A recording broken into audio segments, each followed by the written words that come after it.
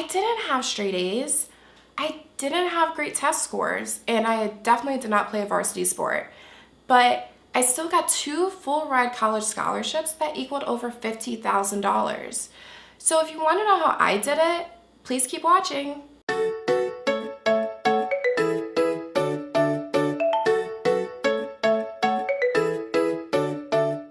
Hi everyone, my name is Amber and I'm the creator of Girl with Drive, where I help ambitious millennials reach their goals.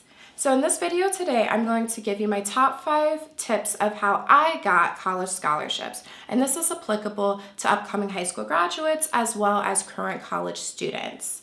So I think most of us know that going to college is super valuable, but it's super expensive, let's be honest here.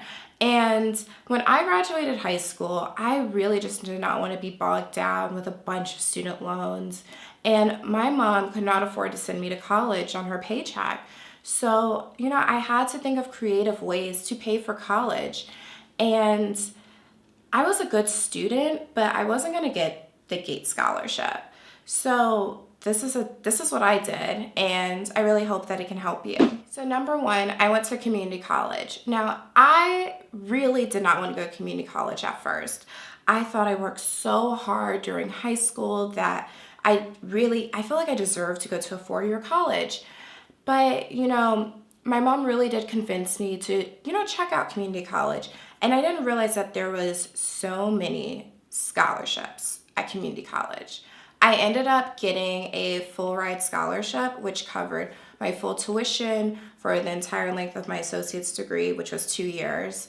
It covered my fees, I got a book stipend, and honestly, going to community college was the best decision I feel like I've ever made. At community college, there's a million resources there and a million opportunities. So I was able to do leadership positions during my freshman and sophomore year. And because I was able to do so much at community college, it helped me get my scholarship to my 4-year college, which ended up being the University of Maryland.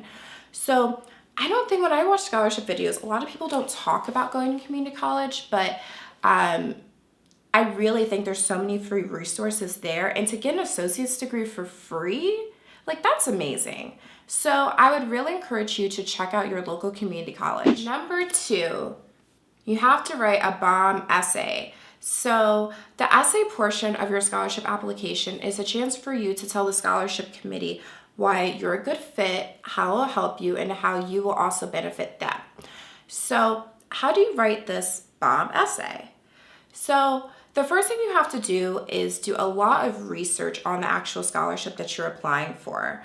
The first thing I would look at is the scholarship named after a person? Is that person living or is that person passed away?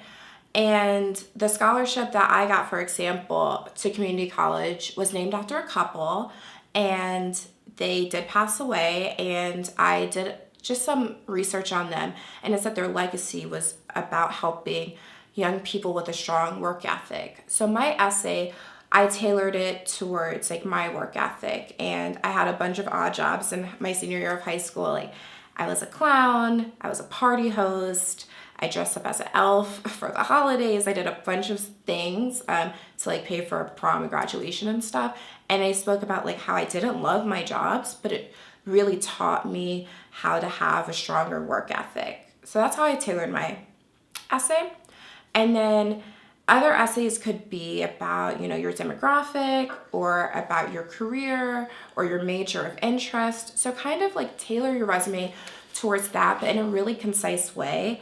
For the University of Maryland, my transfer scholarship, it was about the neighborhood or area you grew up in and how those experiences when you were younger will shape, going to the school and your professional development. And I spoke about how I was a military brat and how I moved around a lot and how I was always meeting different people ever since I was really young and how I had to adapt to new cultures and new communities. And that's why going to this school, I would fit in just fine because I've been doing it my whole life. So, when you write your essay, come from the heart, but it doesn't have to be this grand story, It can be just a really small thing. but make that connection as to how it's related to the scholarship, if that makes any sense. Make sure you get this thing proofread, and really stay within the limit. So if it says 500 words, don't turn in 700 words. Address the scholarship committee each and every time, but have a template.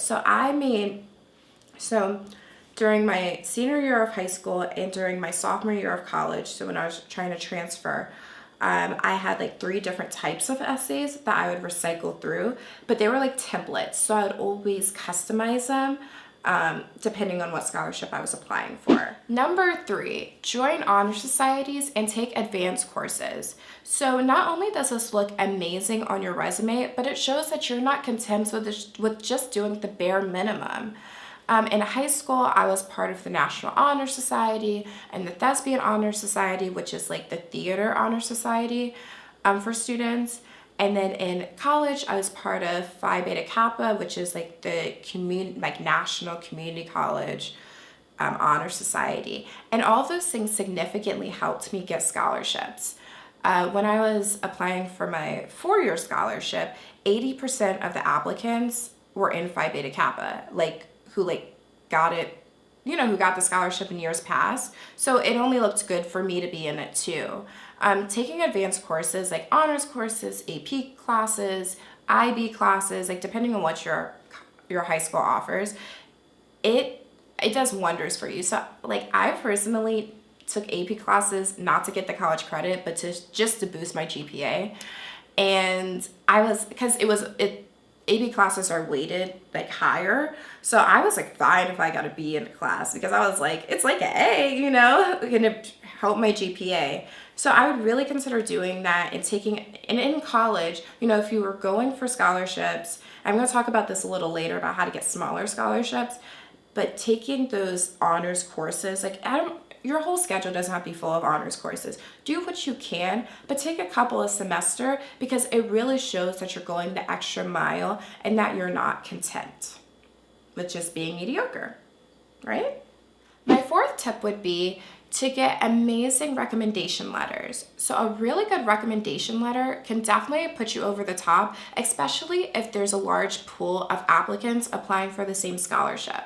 So when you're asking and thinking to yourself, who can write a really good scholarship recommendation for me, think of someone who can really speak to the growth of you as a student and as a person. So this doesn't necessarily have to be, if you're trying to be a pre-med, it doesn't necessarily have to be a science teacher, unless like the scholarship specifically says they want that to be your recommender.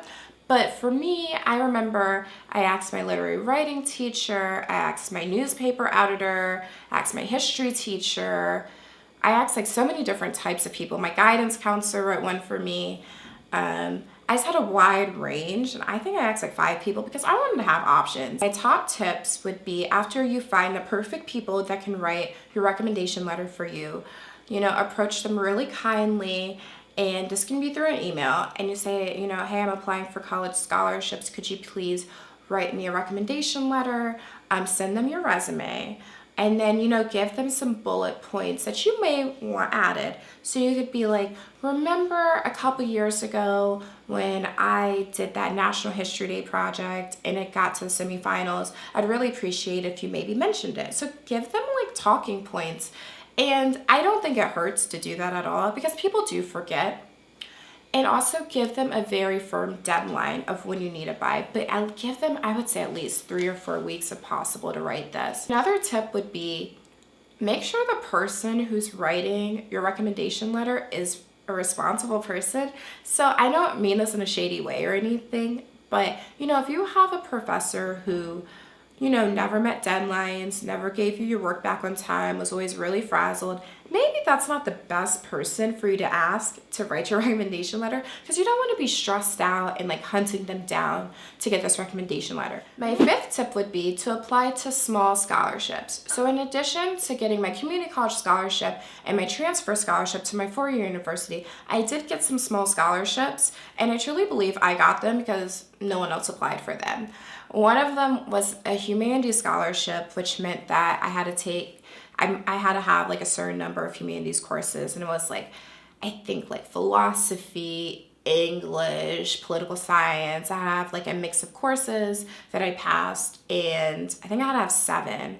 And I applied like a really short essay, and I got it the very next day. And I was like, did anyone else apply for this? Like, there's just no way I got that like so quickly. But you might be thinking, Amber, how do I find these small scholarships? Well, my number one tip, honestly, would to be using social media. So there's thousands of scholarships on Pinterest, on Twitter, on LinkedIn, etc., etc., etc. I have a Pinterest board where I just call it scholarships board on my Pinterest account, and I post 6 times a day different scholarships that I see, because I'm really passionate about people not paying for college, if you didn't know. So my bonus tip, so this would be my 6th tip, would to be apply for contests. So a contest usually will not pay like your whole college, but I found them extremely useful in getting other things. So I remember, I think like the business school, which I was not in, like had a contest, and it was to win a Kindle Fire. And I applied. Again, I was the only person that applied, and I got that. And it ended up being like my mom's Mother's Day gift that she still uses to this day. I have won other little things. I know friends who have won, map books and things like that that can really help them for school. So, in addition to looking for scholarships, also look for contests. To wrap up, I really hope you found this video helpful, and this is my first video in my series of scholarship videos where I'll be going more into detail as to, what to do during your interview, what to put in your resume, how to find different types of scholarships. So if this topic interests you, please consider subscribing to my channel and share this video with anyone who you think might find this helpful. And as another bonus, I am giving away a free scholarship checklist. So the link will be in the description box. So check that out, and you can just easily download it. And until next time, I will see you in my next video. Bye.